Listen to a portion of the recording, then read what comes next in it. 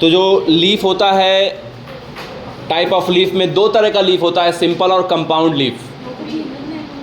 Simple leaf की main बात होती है कि जो सिंपल लीफ होता है उसका जो लेमाइना होता है वो इंटायर होता है, वो कहीं भी बीच के मिड विंग को नहीं छूता है। जो लेमाइना होता है वो इंटायर होता है, इस तरीके से होता है, इंटायर होता है। लेकिन जो कंपाउंड लीफ होता है उसका जो लेमाइना होता है वो इस तरीके से मिडविन को छूता है, टच करता है। इस तरह जो लीफ होता है सिंपल लीफ में वो इंटायर होता है, और कंपाउंड लीफ में जो लीफ होता है वो लीफ नहीं होता, लीफलेट्स में कन्वर्ट हो जाता है। तो सिंपल लीफ इंटायर लीफ होता है। जैसे आप कोई भी लीफ देखते हो, आम का है वो क्या है, इंटायर लीफ है। बनान का लीफ देख लो, इंटायर लीफ है। लेकिन वही नीम का लीफ देखोगे तो वो लीफ नहीं होता, वो लीफलेट्स होता है। तो ये यहाँ पे फ़र्क देखने को हमें मिलता है। अगर कंपाउंड लीफ की बात करें बेटा, तो कंपाउंड लीफ बेटा दो तरह के होते हैं, पिनेटली कंपाउंड लीफ और पाल्मेटली कंपाउंड लीफ।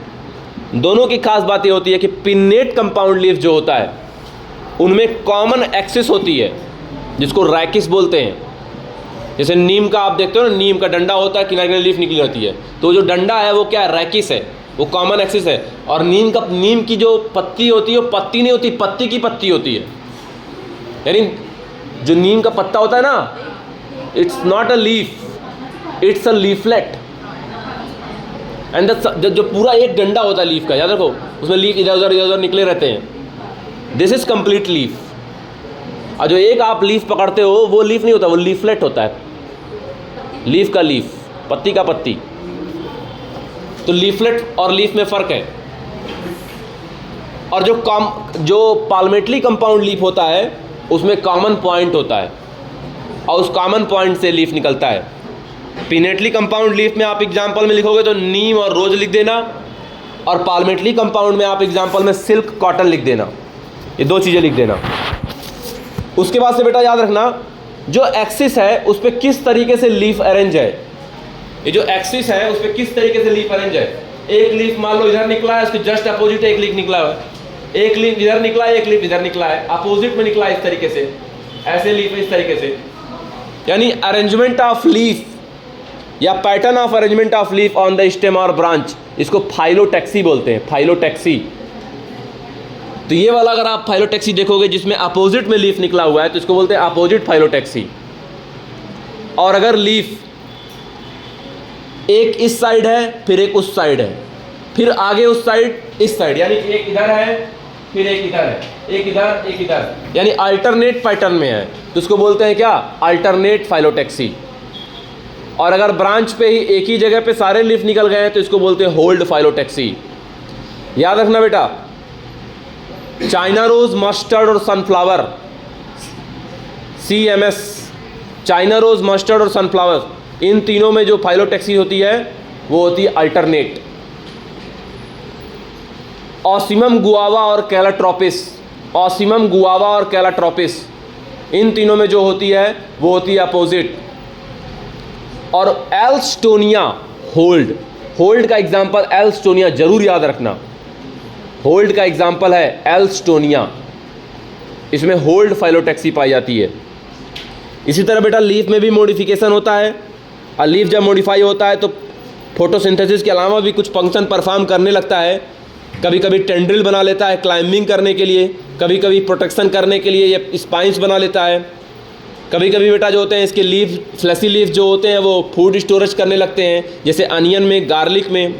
एक बहुत अच्छा एग्जाम्पल मैं आपको बताता हूँ कि एक प्लांट होता है ऑस्ट्रेलियन अकेसिया, ये भी एक एरिडोफाइट प्लांट है, डिजर्टिफाइड प्लांट है। इसमें जो लीफ होता है वो काफ़ी स्मॉल होता है, बहुत कम समय के लिए होता है, शॉर्ट लिव्ड होता है। तो जो फोटोसिंथेसिस है वो कौन करेगा, तो फोटोसिंथेसिस जो है बेटा वो पेटियोल करने लगता है, पेटियोल एक्सपेंड होके फोटोसिंथेसिस को पेटियोल परफॉर्म करने लगता है। यानी leaf are small and short lived in Australian acacia, then who are going to perform photosynthesis, photosynthesis तो मस्ट है। So petiole becomes expanded, it increases its surface area to perform photosynthesis। तो ये चीज़ यहाँ पे देखने को मिलती है हम लोग को ऑस्ट्रेलियन एकेसिया में।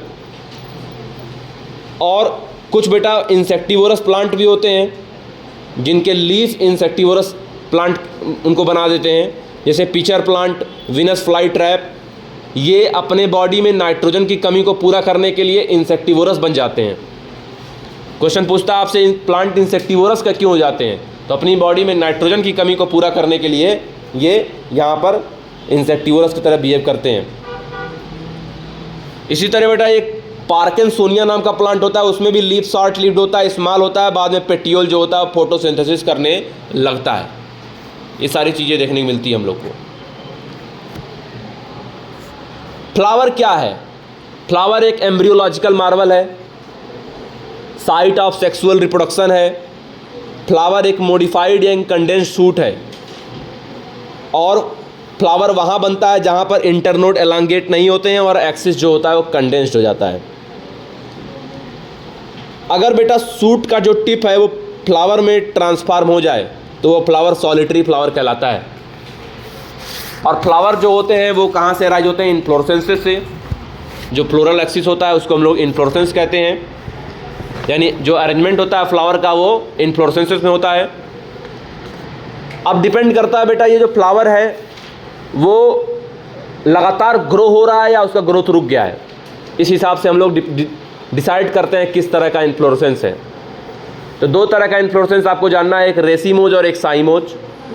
रेसीमोज में जो ऑर्डर होता है फ्लावर का वो होता है एक्रोपिटल। एक्रोपिटल का मतलब ये होता है कि जो नए फ्लावर बनते हैं वो टिप पर बनते हैं, तो लगातार ग्रोथ होती रहती है, इसीलिए रेसीमोज इन्फ्लोरेसेंस में जो ग्रोथ होती है वो इनडिफिनिट होती है। और दूसरा जो इन्फ्लोरेसेंस है वो है साइमोज, और साइमोज में जो ऑर्डर होता है वो होता है बेसिपिटल, और जो ग्रोथ होती है वो डिफिनिट। ये सारी चीज़ें देखने को मिलती हैं। और साइमोज इन्फ्लोरेसेंस जो होगा उसमें मेन एक्सिस जो होता है वो टर्मिनेट कर जाता है, ग्रोथ हो जाती है डिफिनिट, ऑर्डर हो जाता है बेसिपिटल ऑर्डर। तो फ्लावर में ऑलरेडी आपको पता है फ्लावर जहाँ से ओरिजिनेट होता है उसको हम लोग थैलमस या रिसेप्टिकल बोलते हैं। फ्लावर में मेल सेक्स ऑर्गन को एंड्रोसियम बोलते हैं, फीमेल सेक्स ऑर्गन को गाइनोसियम बोलते हैं। मेल सेक्स ऑर्गन को क्या बोलते हैं? एंड्रोसियम, फीमेल को gynoecium. Calyx, sepals, Corolla, petals, ये चार चीज़ें होती हैं। कैलिक्स और कोरोला ये दोनों होते हैं एसेसरी होल।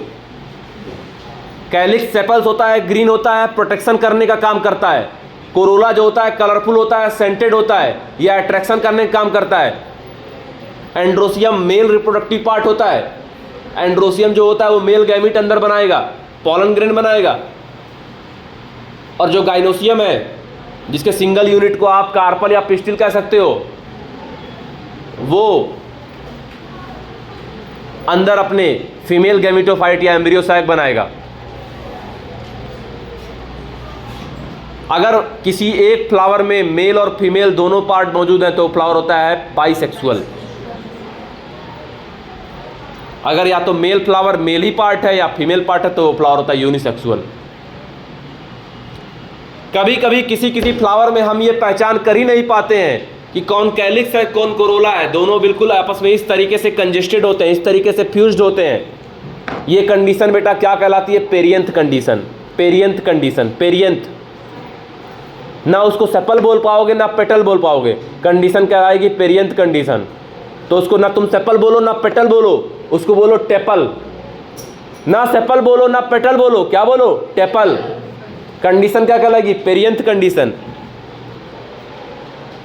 फ्लावर की सिमेट्री बेटा, अगर फ्लावर को आप सिमेट्री करो, कट करो, यानी उसको सेंटर ऑफ एक्सिस से आप कट करना चाहते हो, अगर मान लो डिविजिबल है तो ठीक, नहीं डिविजिबल है तो एसिमेट्रिक। और एसिमेट्रिक फ्लावर का एग्जाम्पल बेटा हो जाएगा क्या? कैना। कैना फ्लावर जो होता है एसिमेट्रिक होता है। You can not divide that canna flower into two equal halves. When you can not divide a particular thing into two equal halves, then it is called as asymmetric. But when you can divide that into two equal halves either from the any plane, then this is symmetric. If there is any plane you can divide that particular thing into two equal parts, this is called as when the axis passes to the center of axis, है ना? आपको दो part में divide करना है, याद रखना, equal part चाहिए। किसी भी एक्सिस से आप डिवाइड कर दो, कोई भी एक्सिस आप सेंटर ऑफ एक्सिस से ले जाओ and it is divided into two equal halves, इसको बोलते हैं रेडियल सिमेट्री। जैसे मान लो ऐसा कोई सर्कल है, यहां से डिवाइड करो तो भी दो इक्वल पार्ट में डिवाइड होगा, यहां से डिवाइड करो तो भी दो इक्वल पार्ट में डिवाइड होगा, तो ये बोलते हैं रेडियल सिमेट्री। और अगर आप डिवाइड कर रहे हो किसी चीज को, जैसे अपने आप को डिवाइड करोगे तो हमेशा सिर्फ यही वाली एक्सिस मिलेगी बीच से, और किसी एक्सिस से दो इक्वल पार्ट में डिवीजन नहीं होगा, तो ये कहलाता है बाइलेटरल सिमेट्री। याद रखना, बाइलेटरल को बोलते हैं प्लांट की केस में जाइगोमॉर्फिक ZB, और रेडियल को बोलते हैं एक्टिनोमॉर्फिक। तो फार्मूला हो जाएगा जेब्रा, Z मतलब जाइगोमॉर्फिक, B मतलब बाइलेटरल, R मतलब रेडियल, A मतलब एक्टिनोमॉर्फिक, जेब्रा।